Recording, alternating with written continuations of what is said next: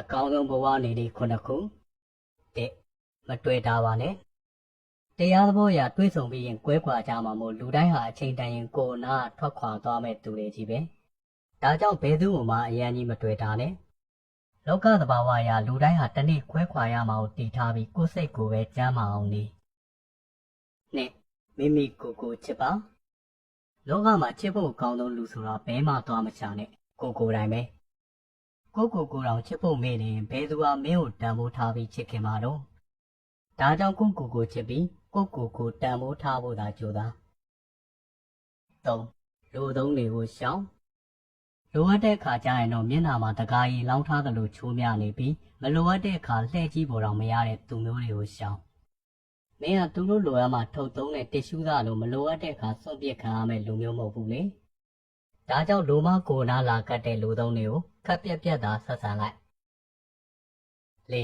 ကိစ္စတိုင်းကိုပုံကြီးချဲ့ပြီးအမျက်စူပူညှဉ်းညူနေတဲ့သူတွေကိုလည်းရှောင်အပေါင်းအသင်းမိတ်ဆွေဆိုတာလူချင်းချင်းတော့အပေါင်းအသင်းလုပ်လို့ရတယ်ဒါပေမဲ့ဘယ်တော့မှစိတ်ချင်းမပေါင်းမိစေနဲ့စိတ်ချင်းပေါင်းမိရင်သူတို့အပူတွေကိုယ်ကိုကူလာတတ်ပြီးကိုယ်ပါပူလောင်ရတတ်တယ်တချို့သူတွေကဘာမှမဟုတ်တဲ့ကိစ္စလေးကိုတော့ညှဉ်းညူပြီးပူပန်းနေတတ်ကြတယ်။အိုးမှာမိုးရွာရင်လည်းရွာနေလို့ညီနေပူရင်လည်းပူလို့ညီစသဖြင့်ဘယ်လိုကိစ္စမျိုးကိုမဆိုညှဉ်းညူပူပန်းနေကြတဲ့သူတွေဆိုတာတကယ်ရှိရဲ့ကွ။အဲ့လိုလူမျိုးတွေစီကစိတ်ညစ်ညူမှုနဲ့ပူပန်မှုတွေဟာကူးဆက်လာတတ်တာမို့သူတို့နဲ့စိတ်ပေါင်းကူခွာနေလိုက်ပါ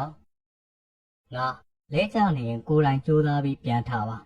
။လောကမှာကိုလဲကျရင်ဆွဲထုတ်ပေးမဲ့လက်တွေထက်ရင်းနှစ်သူကိုဝါကူထိုးမဲ့လူတွေကခံများမှုကိုယ်တိုင်ပဲမပြိုလဲအောင်ကြိုးစားရမှာပဲငါအတွက်ငါရှိရဲ့ဆိုတဲ့စကားလိုပဲကိုလဲကြားတဲ့အခါကိုမဲသူကိုမမျောနဲ့ကိုယ်တိုင်ပဲပြန်ထားဖို့သာကြိုးစား6ဒေါသထွက်တဲ့အကြုံလာတဲ့ခဏလောက်စဉ်းစားတတ်တဲ့အခြင်းကိုလုပ်ပါဒေါသနောက်ကိုစေရောကိုပါတခါတည်းပါသွားတဲ့အခါမမျော်လင့်တဲ့အမှားတွေနဲ့ကြုံရတတ်တယ်အချင်းတော်တွေမှာပိတ်လောင်ခံရတဲ့လူတိုင်းလူဆိုးတွေမဟုတ်ကြဘူးနော်တည်ငါပြက်လာတဲ့ဒေါသစိတ်ကိုမထိန်နိုင်လို့မှားခဲ့မိကြတဲ့လူကောင်းတွေလည်းရှိနေကြတယ်ကွ။ဒါကြောင့်ဒေါသထွက်စရာတွေနဲ့ကြုံလာတဲ့အခါတိုင်းအမှားတွေနဲ့မကြုံရသေးဘူးခဏလောက်စဉ်းစားတတ်တဲ့အခြင်းကိုလုပ်။ကိုညီတက်ဖို့ကြိုးစားပါ။ကိုညီရဲ့ဆိုတာနဲ့လူတိုင်းကိုငွေတွေထုတ်လိုက်ရော့အင်းဆိုပြီးလိုက်ပေးတာမျိုးမဟုတ်ဘူးနော်။အသေးမွားလေးတွေကစကိုညီတက်ဖို့ပြောတာ။ဥမာထုတ်တယ်မနိုင်မနှင်းဆွဲလာရတဲ့သူတွေကိုအထုပ်တစ်ထုပ်လောက်ကူးဆွဲပေးလိုက်တာကားလမ်းကိုမကူးရဲဖြစ်နေတဲ့တက်ကြီးရွယ်ဦးတွေကိုကားလမ်းကူးပေးလိုက်တာ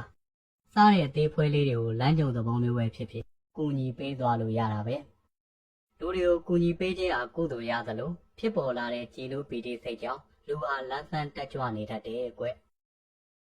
အခုပြောပြခဲ့တဲ့အချက်9ချက်အတိုင်းရှင်းသန်နေထိုင်လိုက်တဲ့အခါဘဝဟာအရင်အထက်ပိုပြီးနေပြောစရာဖြစ်လာပါလိမ့်မယ်